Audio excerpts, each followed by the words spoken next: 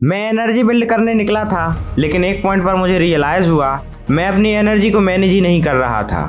कुछ दिन मैं प्रोडक्टिव था, कुछ दिन कंप्लीटली ड्रेन्ड, और सबसे डेंजरस पार्ट, मैं लो एनर्जी डेज को लेजीनेस समझ रहा था। इस मंथ ने मुझे एक इम्पोर्टेंट लेसन दिया।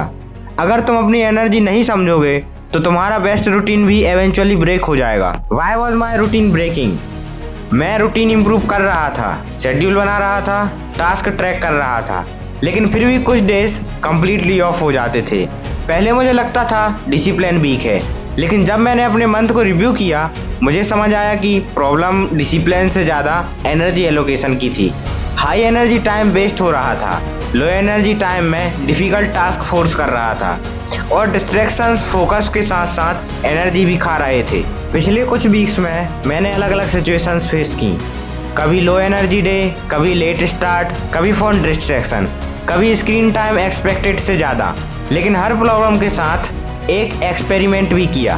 20 minute rule, phone boundaries, night planning, focus tracking, habit score, और सबसे इम्पोर्टेंट, मैंने अपनी परफॉर्मेंस को फीलिंग से नहीं डाटा से देखना स्टार्ट किया। The energy management system. First, track. पहले ये देखो कि एनर्जी एक्चुअली जा कहाँ रही है। Sleep, screen time, focus minutes, habits, distractions, don't guess, track. Second, match. High energy है, डिफिकल्ट वर्क करो। Medium energy, routine work. Low energy, light task या recovery. Third, protect. Phone boundaries, notifications off, better sleep, clean workspace, और unnecessary decisions कम। Fourth, review.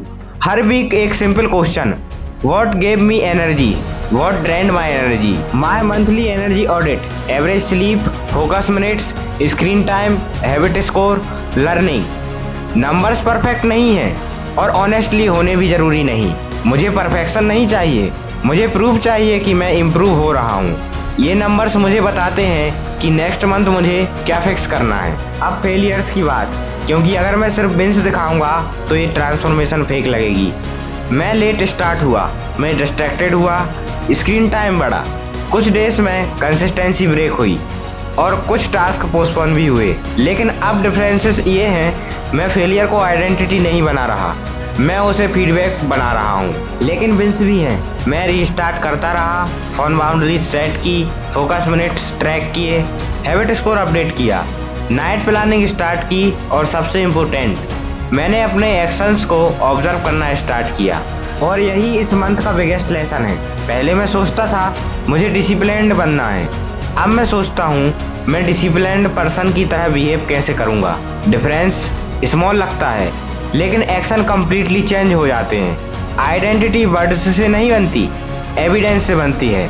हर बार जब मैं promise keep करता हूँ मैं अपने न्यू आइडेंटिटी को वोट देता हूँ। नेक्स्ट मंथ में एक कॉम्प्लिकेटेड सिस्टम नहीं बना रहा, सिर्फ 3 rules. Rule 1, high energy hours, hardest work. Rule 2, low energy day, 20 minute minimum. Rule 3, every Sunday honest review. Wins भी, फेलियर्स भी, नंबर्स भी, no excuses, no fake productivity. मैं परफेक्ट रूटीन बिल्ड नहीं कर रहा, मैं एक सस्टेनेबल आइडेंटिटी बिल्ड कर रहा हूँ। ऐसी आइडेंटिटी जो बैड डेज में भी रीस्टार्ट करे, लो एनर्जी में भी मिनिमम एक्शन करे, डिस्ट्रैक्शन के सामने बाउंड्री सेट करे, और हर वीक खुद को ऑनेस्टली रिव्यू करे। बिकॉज ट्रांसफॉर्मेशन का मतलब परफेक्ट बनना नहीं, ट्रांसफॉर्मेशन का मतलब है हर वीक अपने ओल्ड वर्जन से थोड़ा बेटर बनना। Day 235 complete, month reviewed, lesson learned, system upgraded, और जर्नी अभी बाकी है। Follow the 365 day transformation.